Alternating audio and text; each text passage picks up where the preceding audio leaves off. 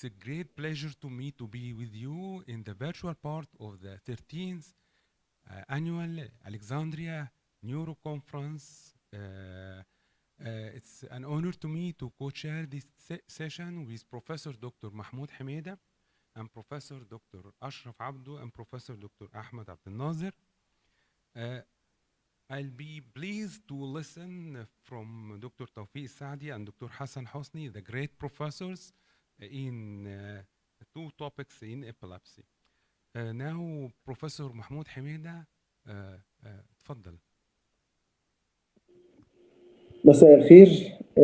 في البداية أنا بشكر جدا للأساتذة الأفاضل القائمين والمنظمين للمؤتمر العظيم مؤتمر جامعة اسكندرية، واللي احنا اتعودنا دايما على مستواه العلمي الرائع والاوبجكتيفيتي العالية.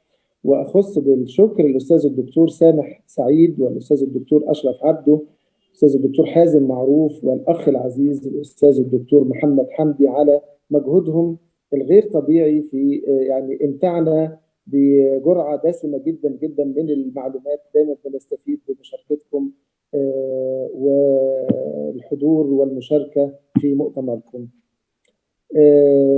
كمان لي الشرف الحقيقة أن أنا أقدم الفيرست سبيكر الأستاذ الدكتور توفيق السعدي، Head of Neurology Department and the President of Emirati League Against Epilepsy، ومن الشخصيات المعروفة جدا جدا في مجال الإبليبسي، وله علم وباع طويل في هذا المجال. الحقيقة هيكلمنا على توبيك في منتهى الأهمية، Depression and Epilepsy. الحقيقة الإبليبتيك بيشنتس ليهم خصوصية، ووجود الدبريشن ما بينهم شائع جدا جدا، يمكن يوصل لحد 50% من المرضى. المشكلة فيهم إن هم under diagnosed and under treated. يا ترى is it related to the illness? Is it related to the medications? Is it related to the stigma of epilepsy? It could be ictal or interictal أو pre-ictal. المهم معلومات كثيرة جدا هنستمتع بيها وهنتعلمها وهنشوفها مع الأستاذ الدكتور توفيق السعدي، فليتفضل بمحاضرته. شكرا جزيلا. First of all, I would like to thank the organizers for the kind invitation to speak to you this evening. Unfortunately, I would not be able to come in person to present to you this evening, but I hope that for future meetings, I will be able to come in person and visit with you at Alexandria, a city that is very close to my heart. So I've been given the task to speak to you this evening about the link between depression and epilepsy. And let me start off with my disclosures. So this is my disclosures. The objectives of my talk, I'll try to review with you some of the epidemiological data on the rates of depression in patients with epilepsy. We'll highlight the impact of depression on health-related outcomes. We want to emphasize the importance of recognizing depression in patients with epilepsy. And finally, we'll try to touch base on some of the treatment options that we do have for patients with depression and comorbid epilepsy. First of all, we all know very well that depression is highly prevalent among many other chronic medical conditions, including myocardial infarction, diabetes, but it's also quite prevalent in other chronic neurological disease states, including Parkinson's disease, stroke, epilepsy, among many others. If you look at the study that we have conducted a couple of years ago at our center, at the American Center of Psychiatry and Neurology, well, we looked at our cohorts of patients visiting the neurologic clinics. And as you can see on this slide, that the breakdown of patients that visit our clinics are related to either patients with epilepsy in about 25% of patients, patients with headache or multiple sclerosis or many other neurological conditions. Of that whole cohort, we can find that the percentage of patients who had history of psychiatric disorder, being depression and or anxiety, that was unfortunately for most of the time had been missed at the level of the neurologist at the level of screening, was around 25% to 30% in case of patients with epilepsy, about 30% in patients with multiple sclerosis, and about 37% or so in patients with various headache disorders. And indeed, if you look at the basic definition of epilepsy, that was adopted by Bob Fisher back in 2005, it clearly defined epilepsy is a disorder of the brain that is characterized by an enduring predisposition to generate epileptic seizures and by the neurobiologic, cognitive, psychological, and social consequences of this condition. So it's already set the stage for the psychological component and the neurobiological component to that definition of epilepsy. And indeed, we know that in patients with epilepsy, many other comorbid psychiatric disorders are present in patients with epilepsy. Anxiety, bipolar disorders, depression, ADHD, cognitive impairment, among many others, do coexist in patients with epilepsy.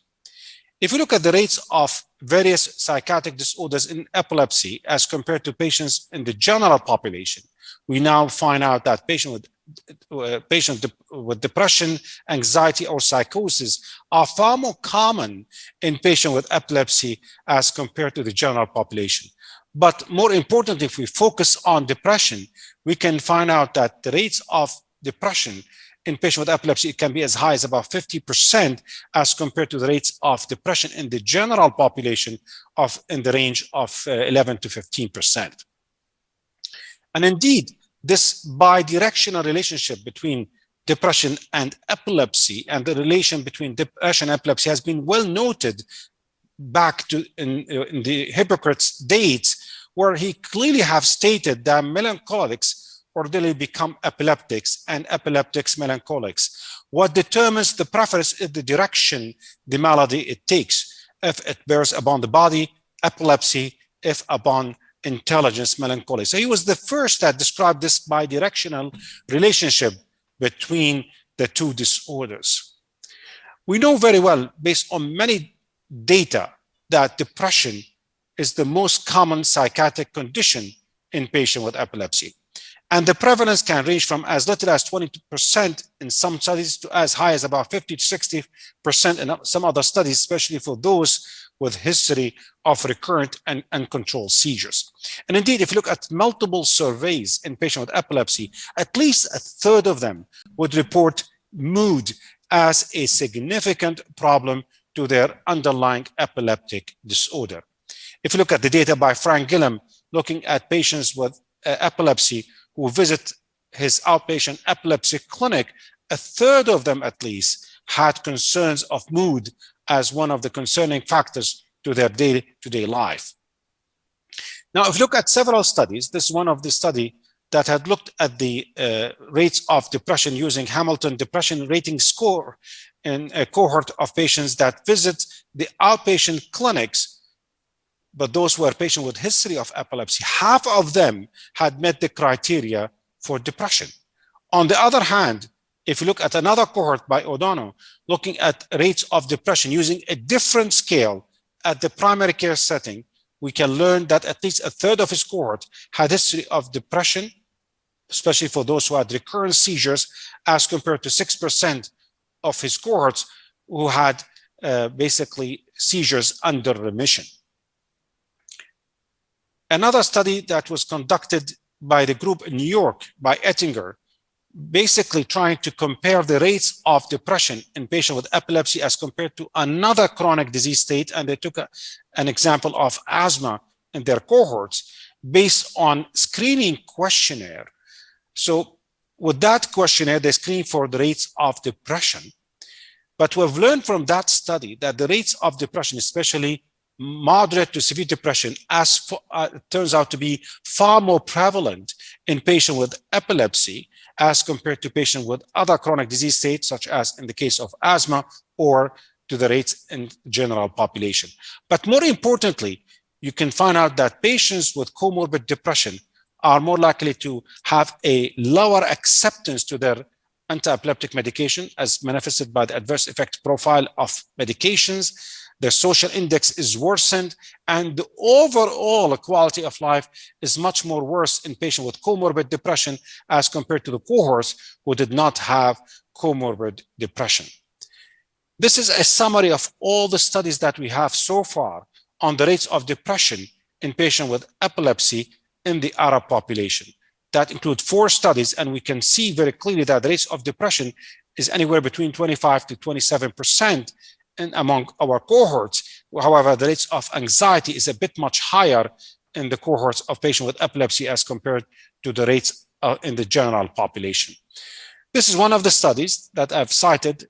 This is our study in UAE, where we looked at the group of patients with epilepsy and we compared the rates of depression and or anxiety among our cohorts as compared to sex age matched controls. And you can see very clearly here that the rates of depression is far more prevalent in the cohorts of patients with epilepsy as compared to their matched control. In addition to that, we did another follow-up study where we said maybe it's because patient had a chronic neurological disease state. Let's compare the rates of depression and or anxiety to our cohort to another chronic neurological disease state, and we took a patient with multiple sclerosis as a comparator group. We came up to the same conclusion that the rates of depression and or anxiety is again much higher in our cohorts in patients with epilepsy as compared to the cohorts of patients with multiple sclerosis or the controls. And if you have a history of epilepsy, you are at a much higher risk of having comorbid depression as compared to the cohorts who have multiple sclerosis. This is a systematic review of all the studies that we have so far looking at the rates of depression. And you can clearly conclude from these studies that the rates of depression in our patients with epilepsy is far much more common as compared to their matched controls in the general population. Now, the big question you may ask or wonder why it's so important to recognize depression in patients with epilepsy. Well, we know among many variables that mood is probably the second most important predictor of a quality of life in patients with epilepsy. And if you look at the earlier studies by Perrine and others as well, you can find that second to the adverse effect profile of anti-epileptic medication, depression is the second important predictor of the quality of life in patients with epilepsy. And if you look at this slide here, among multiple studies, I included 5 of them, including my study here in UAE, you can find very clearly that depression is an independent predictor of the quality of life in patients with epilepsy, meaning that the worse their depression score is, the worse the quality of life would be, whereas the average seizure frequency did not have much of an importance. So what was more important is the severity of their depression score. Secondly, we learned from several studies that depression in patients with epilepsy can be associated with worsened seizure activity, more likely with patients with comorbid depression to be non-compliant with medication, higher rates of unemployment, and obviously more cost. But more importantly, if you have a comorbid depression, you're more likely to have difficult to control epilepsy. And indeed, if you look at the earlier studies by Hippocrates, if you have a history of depression or any other psychiatric disorder prior to initiation of anti-epileptic medication among his cohort of patients with newly diagnosed epilepsy, you are at least at 2.35 risk of having difficult to control epilepsy. Another study that we conducted in UAE, we came up to the same conclusion. If you have a prior history of psychiatric disorder, namely depression, you are again at 2.6 risk to have difficult to control epilepsy as compared to the group who did not have comorbid depression. Despite the high prevalence, the importance of depression in patients with epilepsy, it can go on unrecognized up to even 1 year. And obviously there are many reasons for this. Patients tend to minimize having any psychiatric symptoms. We as physicians are quite busy in our clinics. We may not have the time to screen for depression. And sometimes it's quite acceptable, at least for some of us in the practice, that to have depression if you have this long-standing chronic condition. And finally, the symptomatology may be quite different between non-epileptic and epileptic patients. And indeed, if you look at the presentation in patients with comorbid depression, maybe obviously typical, which can be the case in about half of our patients, but the presentation may be atypical, another 50%, meaning that may not meet the criteria by any of the DSM criteria. So the depression in patients with epilepsy can take different forms, can be pre-ictal, meaning precede the seizure onset, or can be ictal phenomena, or can be post-ictal, meaning it follows the seizure activity, or can be unrelated to the seizure occurrence, which is called the interictal, which is the most common form of depression in patients with epilepsy, the interictal depression.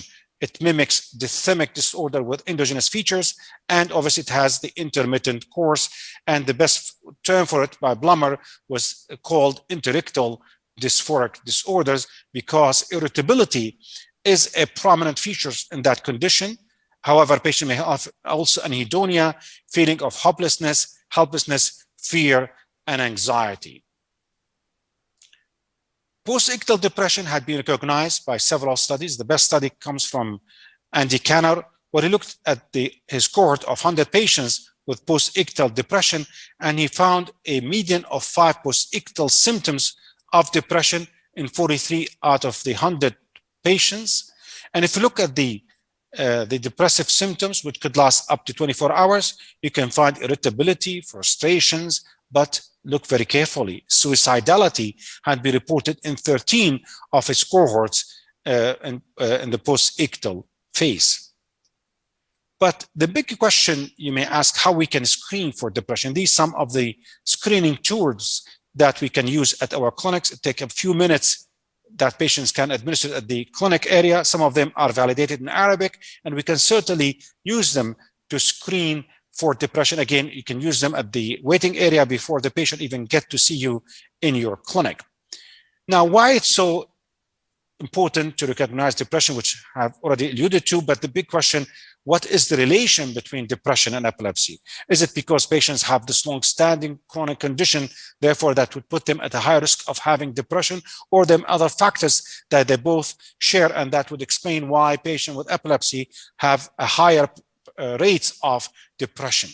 And we always discuss that bidirectional relationship between the two disorders. Obviously, some of the believers of the psychosocial hypothesis believe that, okay, well, because of fear of seizures, the perceived stigma, because of adjustment to epilepsy, lack of social support, all of these put these patients at a higher risk of having depression.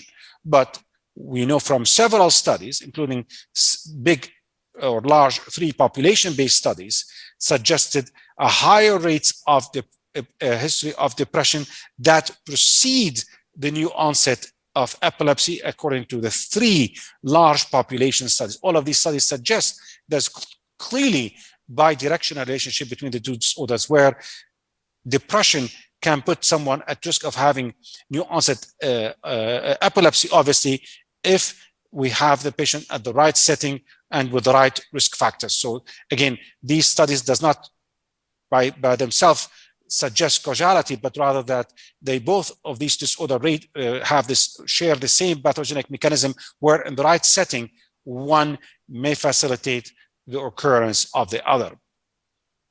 Another study that was published a few years ago in neurology suggests a higher risk of admission for mood disorders after patients were recently diagnosed with epilepsy, again suggesting this bidirectional relationship between the two disorders. Well, it turns out obviously that the two disorders share the same underlying neurotransmitter, which is serotonin, which is involved in both of these disorders, major depression, as well as in patients with temporal lobe epilepsy. Serotonin are heavily involved in both of the mechanisms of both of these disorders, where we find a deficit in the density or affinity of the postsynaptic serotonin receptors in both of these conditions.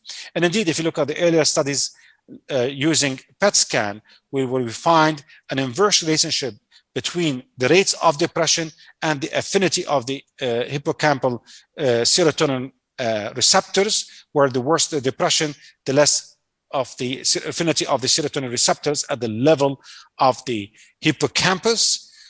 Neuroanatomically, we find also some changes at the level of the temporal lobe in both of these conditions, depression as well as temporal lobe epilepsy, where we know MTS is also very common in both of these disorders. Also some changes at the level of the orbitofrontal or prefrontal region, where it's in both of these two conditions. Another study is looking at the using SPECT scan, suggesting that patients with MTS are much higher risk of having depression. This is looking at a cohort of 60 patients with temporal lobe epilepsy. All had used Beck depression inventory. There was higher significant depression score in patients with MTS, regardless of the lateralization of the lesion being on the left or right. And that could suggest that MTS can be a predisposing factor for the development of mood disorders in patients with focal epilepsy. As you can see here, regardless of the lateralization, right or left, patients with comorbid depression have a higher rate of MTS as compared to the patients who did not have depression. It also turns out the longer that you have depression, the smaller the hippocampus would be. Again, another correlation between the mesial temporal lobe structures and the depression. This is a very recent study that they looked at recent risk factors for depression among patients with epilepsy based on systematic and meta-analysis, and they subdivide them into several factors: socio-demographic factors, being a female, educational levels, significant factors would put you at high risk of having depression, epilepsy-related factors, namely the longer the duration of epilepsy, AED-related factors, so if you are not compliant with medication, or if you've taken multiple medication, probably that suggests you have difficult to control epilepsy, and finally, psychological factor, history of stigma or of epilepsy, or if you have a comorbid anxiety disorder. Again, despite the high prevalence, higher rates, significant proportion of patients with epilepsy and comorbid depression can go on unrecognized up to even 1 year. And there are obviously several barriers to effective treatment, tendency to obviously to ascribe depression to psychological factors, concerns that antidepressants may lower threshold for seizure, and that's something we have been told at medical school, and we have some reason to obviously dispute that argument that antidepressant would lower the threshold for seizures. And indeed, if you look, for instance, at this table, you can find anecdotally there are certain medication may lower your threshold for having seizure, but in a dose-dependent phenomenon. If you look at the amitriptyline, the overall incidence of seizure with amitriptyline, it would be in the range of 0.3%. But more importantly, it is dose-dependent. If, for instance, in the case of bupropion, if you are taking more than 450 milligrams, you are at 6 times more likely to have seizures as compared if you're taking the therapeutic dose of 300 milligrams, for instance. Amitriptyline, if you're taking a dose less than 200 milligrams, you're at 1.1 risk of having seizures as compared if you're taking more than 200 milligrams, where you could be at 6 times more risk of having new onset seizures. So it basically is dose dependent. This is a very reassuring study that was done by Ken Alper in New York, where he looked at basically all the studies that had been submitted to the FDA for regularity basis. And he looked at the rates of the new onset seizures in the cohort of patients who were randomized to the placebo arm as compared to the rates of new onset seizures in the cohorts who were randomized to the antidepressant or the antipsychotics. Where it turns out that the rates of new onset seizures in the overall cohorts with psychiatric disorders was much higher than we would expect in the general population. So again, that's another proof that patients with psychiatric disorders are at much higher risk of having new onset seizures. But more importantly, it turns out that for the cohorts of patients who were randomized to the antipsychotic or the antidepressant agents have at least 50% chance of having reduced risk of having new onset seizures. So that suggests two things. Probably, I'm saying probably, that antidepressant may have an anti-epileptic properties. In addition, at least, it's very reassuring that if you are to take antidepressant would not increase your risk of having further seizures. How we can treat it? First of all, we have to assume that depression in patients with epilepsy should respond to antidepressant similar to patient with depression, but without having history of epilepsy. But unfortunately, we lack control trials that look at the efficacy or the effectiveness of various antidepressants in the cohorts of patients with epilepsy. This is a very nice study that looked at the variable options to treat patients with comorbid depression in patients with epilepsy. I'll be happy to send you that article that nicely summarizes all the options that we have for treatment for patients with comorbid depression. Before we start on antidepressants, it's always important to rule out what we call iatrogenic causes of depression, meaning that patient had developed depression because either we had discontinued a drug that has a mood stabilizing property, such as carbamazepine, lamotrigine, or valproic acid, or we have introduced a drug that cause worsening mood, such as in the case of primidone, topiramate, phenobarbital, or vigabatrin. And indeed, if you look at the rates of depression among our patients with epilepsy who are using various anti-epileptic drugs, you can find some drugs such as vigabatrin, where the rates can be as high as about 12%. In patients in the case of topiramate, anywhere between 8 to 13%. This is a good study by Chen looking at his cohort of patients with epilepsy.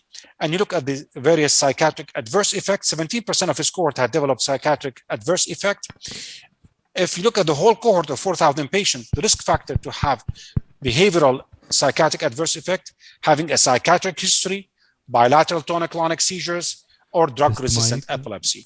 If you look at various drugs, the ones that have the higher rates of depression, patients with levetiracetam or zonegran, with the risk is almost odds ratio of 6, whereas lamotrigine, carbamazepine, oxcarb, or gabapentin have the lowest risk of inducing psychiatric adverse effect. Now, look, this is the study by Mullah, looking at the psychiatric adverse effects in the cohort of patients who are using levetiracetam. Clearly, you can find out that the risk of psychiatric adverse effect as high as about 10% of patients had developed adverse psychiatric side effects, and less than 1%, about 0.7%, had suicidal ideation. What were the risk factors to develop psychiatric adverse effect? History of febrile convulsion or a prior history of psychiatric history.